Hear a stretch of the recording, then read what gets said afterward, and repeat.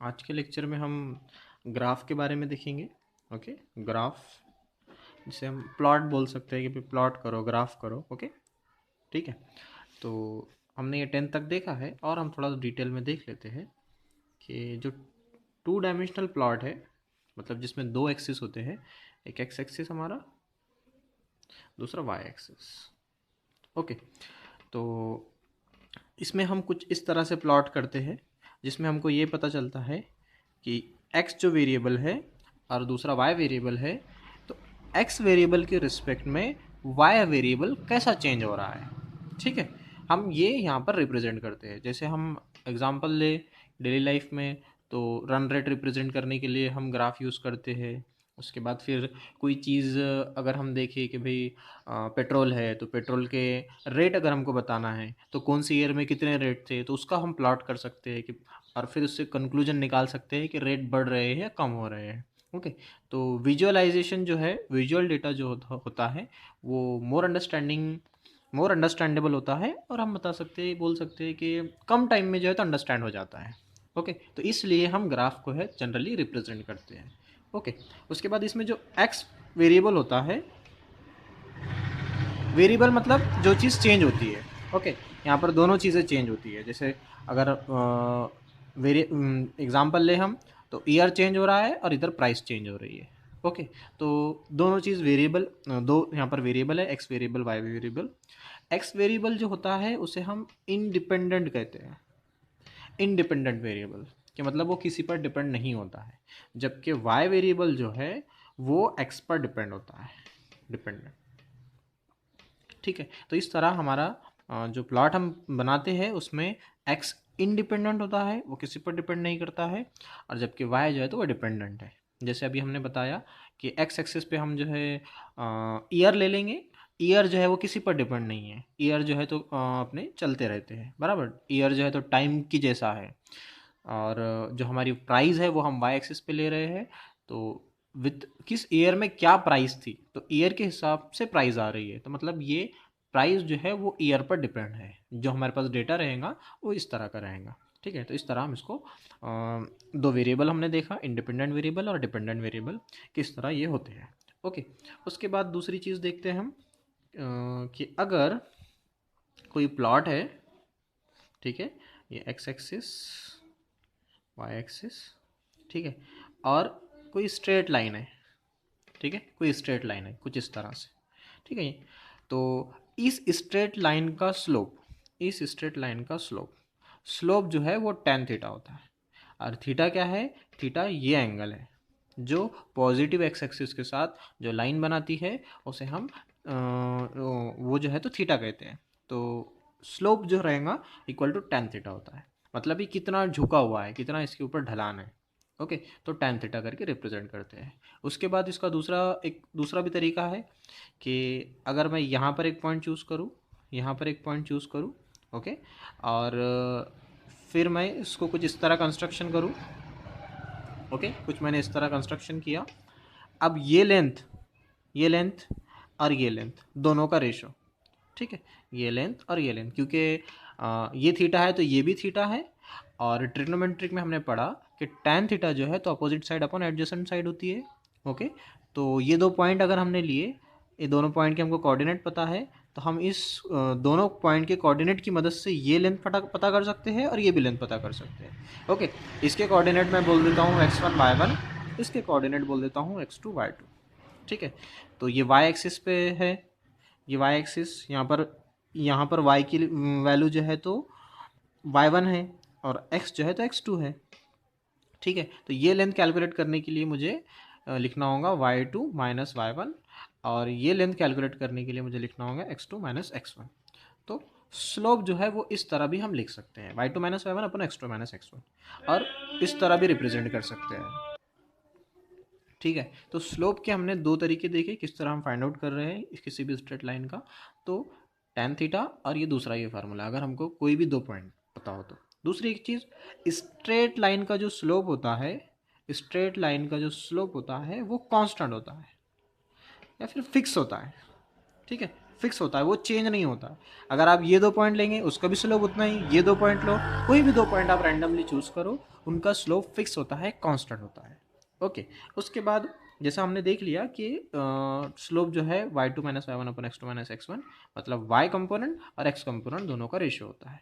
Okay, उसी तरह अगर प्लॉट जो हो वो किसी कर्व का हो, x एक्सिस y एक्सिस, ठीक है। जैसे कैसा कर्व, जैसे मैं कुछ इस तरह से कर्व बनाता हूँ। ओके, ये कर्व है, ठीक है, ये स्ट्रेट लाइन नहीं है। तो इस कर्व का जो स्लोप है वो हर पॉइंट पर चेंज हो रहा है। यहाँ पर इसका स्लोप अलग है, यहाँ पर स्लोप इसका अलग है, यहाँ पर अलग है, यहाँ पर अलग है, यहाँ पर अलग है, हर पॉइंट पे जो है तो इसका स्लोप अलग अलग है। ओके, और इसका स्लोप निकालने के लिए हमको क्या करना होगा, इसकी एक मेथड है। इसका स्लोप निकालने के लिए सपोज मुझे यहाँ पर स्लोप निकालना है इस पॉइंट पर, तो यहाँ पर स्लोप निकालने के लिए हमको इस पॉइंट पर टेंजेंट ड्रॉ करना होगा। क्या करना होगा, टेंजेंट ड्रॉ करना होगा। टेंजेंट ड्रॉ करने के बाद फिर कुछ इस तरह से हमको इसका कंस्ट्रक्शन करना होगा। ओके, देखो यहाँ पर ये टेंजेंट है, टेंजेंट मतलब जो सिर्फ कर्व को एक पॉइंट पर टच कर रहा है। ओके, अब फिर ये स्ट्रेट लाइन का हम जब स्लोप निकालेंगे तो इस स्ट्रेट लाइन का स्लोप मतलब इस कर्व के इस पॉइंट पर का स्लोप रिप्रेजेंट करेगा। ओके, तो इस तरह हम कहीं पर भी किसी भी पॉइंट पर टेंजेंट निकाल के उसका स्लोप बता सकते हैं। ठीक है, जैसे मैंने यहाँ पर निकाला। ओके, ये इस पॉइंट पर स्लोप हो रहा है।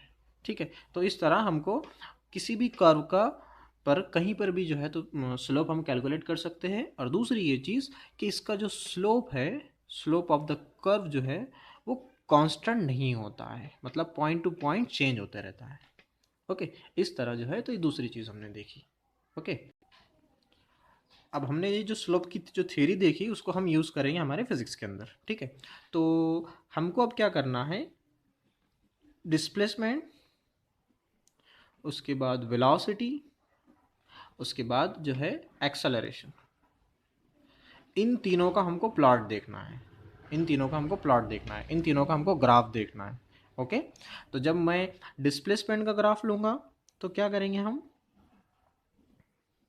एक्स एक्सिस पे टाइम और वाई एक्सिस पे डिस्प्लेसमेंट, इस तरह हम प्लॉट इसका ट्रेस करेंगे। ओके, उसके बाद जब हम वेलोसिटी का प्लॉट लेंगे तो एक्स एक्सिस पे टाइम और वाई एक्सिस पे वेलोसिटी, इस तरह हम जो है तो इसका प्लॉट देखेंगे। और इसी तरह तीसरी क्वांटिटी एक्सेलरेशन, इधर टाइम और इधर एक्सेलरेशन। ठीक है, तो इस तरह के हमको 3 प्लॉट डिस्कस करना है। ठीक है, अलग अलग बॉडी के लिए। अलग अलग बॉडी की बजाय हम बोलेंगे ऐसी बॉडी जो अलग अलग मोशन परफॉर्म कर रही है, कभी कांस्टेंट स्पीड के साथ जा रही है, कभी कांस्टेंट वेलोसिटी के साथ जा रही है, कभी कांस्टेंट एक्सेलरेशन के साथ जा रही है। ओके, कभी वेलोसिटी उसकी चेंज हो रही है, कभी एक्सेलरेशन चेंज हो रहा है। तो इस तरह के हमको अलग अलग केसेस देखेंगे हम, और उसका हम अलग अलग प्लॉट बनाएंगे। ओके, चलो दूसरी एक चीज़ कि जैसा हमने बताया ऊपर में कि जो स्लोप है, जो स्लोप है वो tan थीटा होता है और y2 minus I one upon x2 minus x1 इस तरह होता है। ओके, तो मतलब y component upon x component होता है इस तरह। ओके, यहाँ पर हमने एक्सप्लेन किया। अब उसी को अगर हम यहाँ देखें कि अगर डिस्प्लेसमेंट टाइम ग्राफ है और अगर हम इसका स्लोप निकालेंगे, अगर हम इसका स्लोप निकालेंगे तो क्या मिलेगा हमको, y2 minus y one upon x2 minus x1। Okay, तो y2 माइनस वाई वन, यहाँ पर y क्या है, डिस्प्लेसमेंट, तो डिस्प्लेसमेंट माइनस डिस्प्लेसमेंट, एक डिस्प्लेसमेंट रहेंगी माइनस दूसरी डिस्प्लेसमेंट, मतलब डिस्प्लेसमेंट, तो डिस्प्लेसमेंट का कंपोनेंट आ जाएगा। दोनों डिस्प्लेसमेंट का डिफरेंस रहेगा तो मैं उसको डिस्प्लेसमेंट बोल सकता हूँ, डिफरेंस भी है तो। ओके, फिर x2 माइनस x1 रहेगा, मतलब एक टाइम उसमें से दूसरा टाइम सब्ट्रैक्ट होगा, तो मतलब अपॉन में टाइम आएगा बराबर। और डिस्प्लेसमेंट अपॉन टाइम क्या होता है, वेलोसिटी। तो मतलब क्या हुआ कि जो डिस्प्लेसमेंट टाइम ग्राफ है उसका जो स्लोप रहेगा, वो क्या रिप्रेजेंट करेगा, वेलोसिटी रिप्रेजेंट करेगा।